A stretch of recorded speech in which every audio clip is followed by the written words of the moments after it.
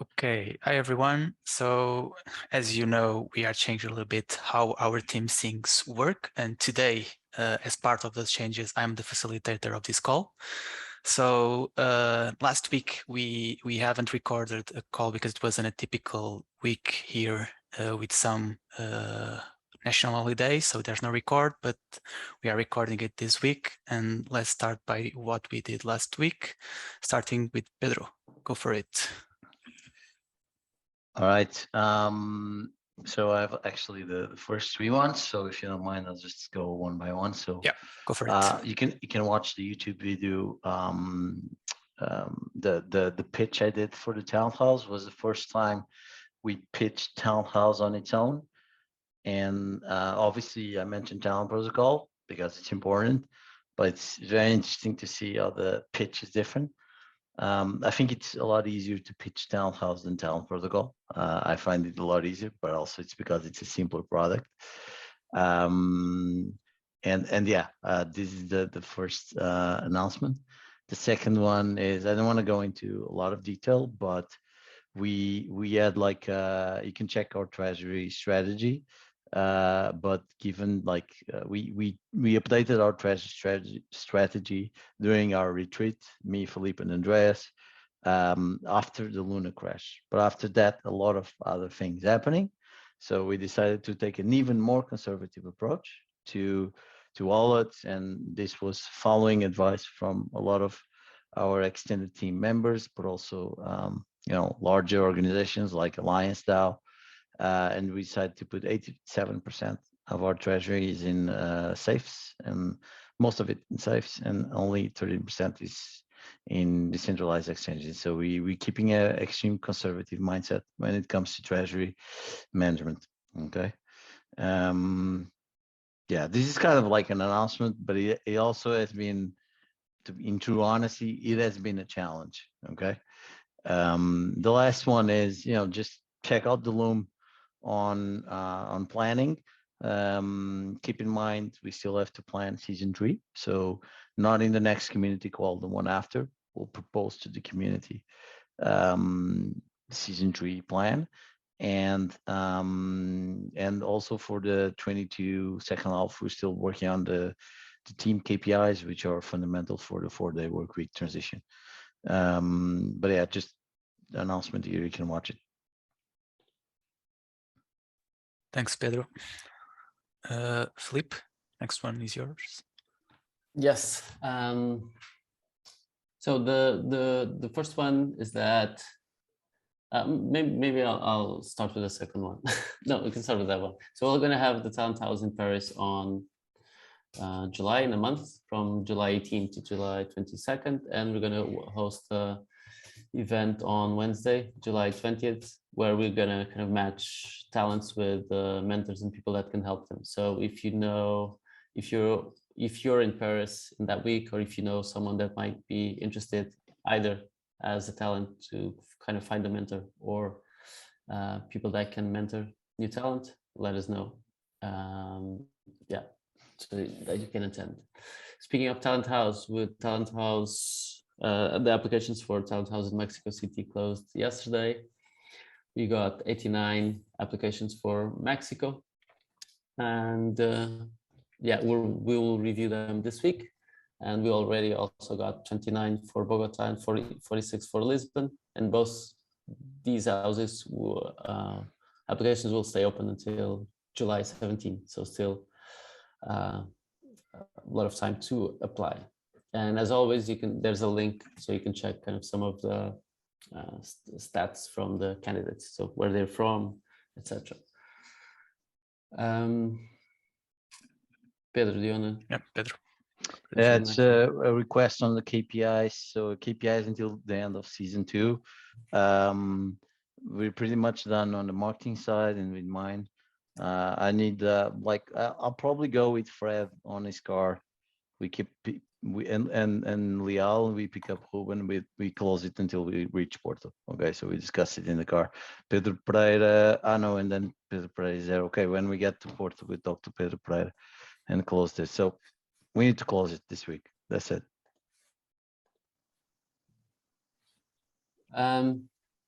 next is me. So the request, Cello asked us to prepare a panel for their event also in Paris. So they will have like a side conference during ECC in the same week. They asked us to prepare a panel for July 21st, which the kind of the theme of the day is communities in DAO. So if you have ideas for topics and or guests related to community and DAOs, let me know. They have to be in Paris, of course, right? Face to face. Yeah. Ideally. I mean, maybe Then- Isabel, we can get someone from Aragon. I mean, DAOs, like, is their thing, right? No, I think I think getting guests is not that hard. I have already kind of a list with plenty. I think finding a good topic first is so when we know the topic, it's easier to select the guest, of course. And do you need to be a DAO? Question mark. Exactly. That could be the first. I think that's the big question, elephant in the room. Oh, I have a Discord. Is it a DAO already? No. yeah, that could be a good one. So First of all, what is a DAO? What is a you DAO? know? But I think it's more fang if you put it like, do you have to be one? It's more like challenging as a title. But anyway, we can talk about it also Yeah, in just our go. portrait. Just just check that task and add Yeah, I ideas will. if you have some. Okay, Pedro Pereira, next one is yours. Thank you, Ruben. So I Hey, just sorry. want to. Sorry, Yeah, sorry. go ahead. Go ahead. Actually, the prior topic, why don't we talk about communities in bear markets and how, like, what's their relevancy during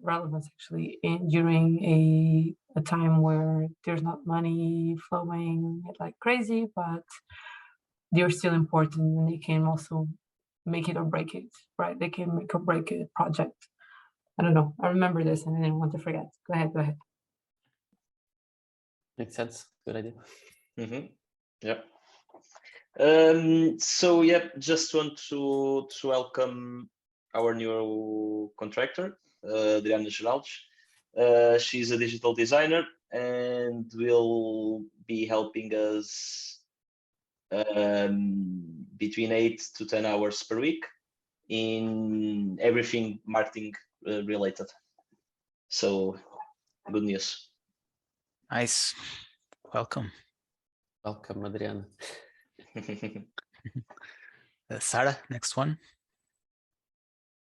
Okay, so this is more of a request. So I think you already know that we're having a core team media training during our Porto to get together. I'm thinking about doing something really light and fun, hopefully. So if it's not light and fun, you have to say that it's light and fun. But what I wanted for you don't have to think about it a lot, but think about questions that you could have, or challenges, or what like scares you when thinking about talking with journalists or pitching talent protocol to an audience. Think about these questions so it can be helpful. The session can be helpful in addressing your specific worries. Cool. So next one is metrics. Philippe, are you the owner of this one, right? Yes. For it. So two topics for each. So one thing that was and has been going down in past weeks is now up, and I think it's mostly related to the change we implemented with kind of that pop-up window asking people to kind of complete the first quest.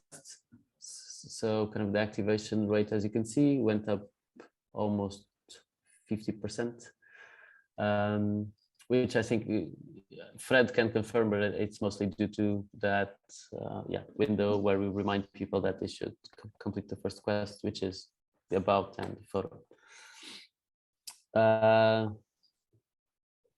Second thing, 12 tokens launched last week, which is big improvement from the previous week.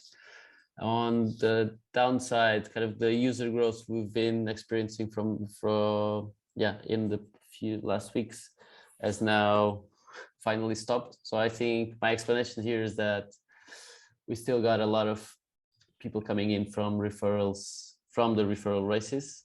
So some people might only realize that the referral races were over a bit after they were actually over.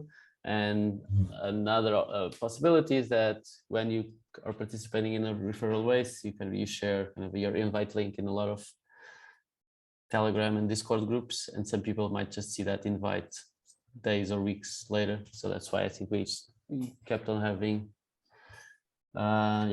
growth through from referrals. But now last week we grew very little in terms of new users. The last thing is that we approved 28 new talent profiles last week, and that got me thinking in a few things that I asked here as a comment, which are basically kind of our how often are we reviewing candidates, and more than that, what do we do? So we have an approve button in the platform, meaning that anyone, but mostly Isabella, can go there and approve the ones that have are a good fit and have a good kind of profile. But what if we want to reject them? Because a lot of the users have been kind of they apply for the token and then they get anxious and they send us emails asking when are they going to be approved. So I think it's important to have a reject option. So we need to kind of to make a decision in, I think I would say a week is a good timing. So we have a week to make a decision, and rejecting should have also like a message saying why they were rejected, so they can improve that part, they can improve their profile and apply again. I can definitely add on that. Thanks, Philip, for bringing this up. Like I said, the past 2 weeks were short.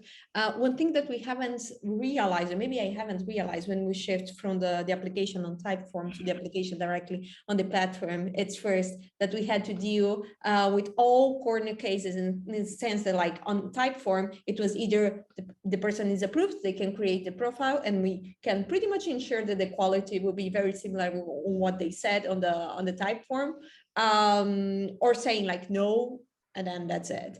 What we haven't realized that moving to this scenario is that we will have to deal with the people that we can approve their applications like straight away, or the people that either we will reject, or the people that's like it's almost there but it's not ready, like to the profile is not ready like to be public. And this was pretty much what I started like working today. It was like creating templates besides like the technical part of like creating a button like to reject and so on, the part that I can't do it. What I can do with these people that are like, let's say on the limbo, the people who are maybe they would benefit from having like their application in their profile, in English, or maybe the person that needs like to change like this and that, like in order to get the profile public. This was something that I started working today, and hopefully we'll have greater numbers next week.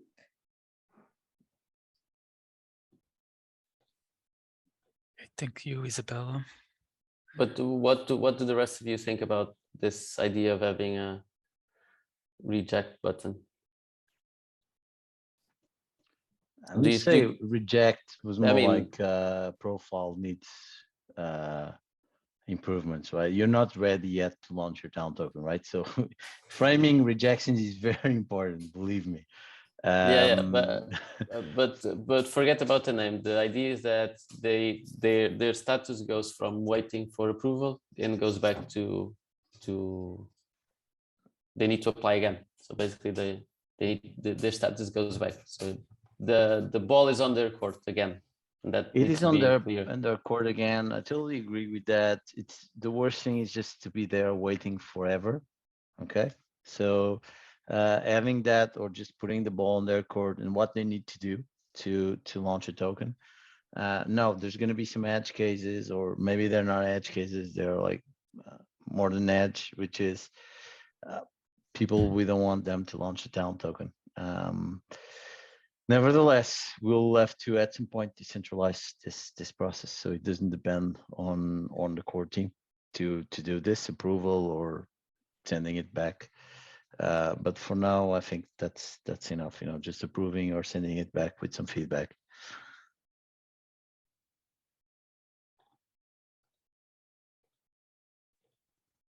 Should we include those in our onboarding calls? So users that they tried to launch the talent account, but we think that they need to enhance their talent profiles. I would do it case by case. I'm really not aware of what we're up against here. If it's people who just don't have information, or you know, it's one of those with plus accounts just trying to launch a token. We've had a few people launching their token with shit profiles like A16Z, whatever. So that's also another question maybe for the next call with Lial is how do we deal with scam, you know, like those kind of profiles. We already defined the process for that. Okay. We'll send them, we'll let them know, and they have 2 Great. days to redo it. Otherwise, yeah, we had to do it. Yeah. Yeah, I think we are good for today. Anything else anyone wants to add? Nope. Okay. I think we can stop recording.